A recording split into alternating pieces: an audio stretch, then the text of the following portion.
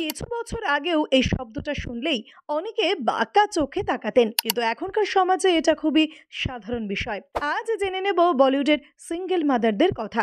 Neena Gupta West ইন্ডিজের cricketer Viv রিচার্ডসকে ভালোবেসে গর্বে ধারণ করেছিলেন মাসাবাকে, কিন্তু নীনাকে বিয়ে করেননি বিবাহিত রিচার্ডস। তবে পরবর্তীতে বিবেক মেহরাকে বিয়ে করেন করিশ্মা কাপুর। স্বামীর স্বভাবের কারণে স্বামীর ঘর ছাড়লেও সন্তানদের একাই মানুষ করেছেন করিশ্মা। সুস্মিতা সেন কখনো ললিত মোদি, তো আবার কখনো রহমান শাল, একাধিক সম্পর্কে জড়ালেও বিয়ে করেননি তিনি। দুই সন্তানকে দত্তক নিয়ে একাই তাদের মানুষ করছেন।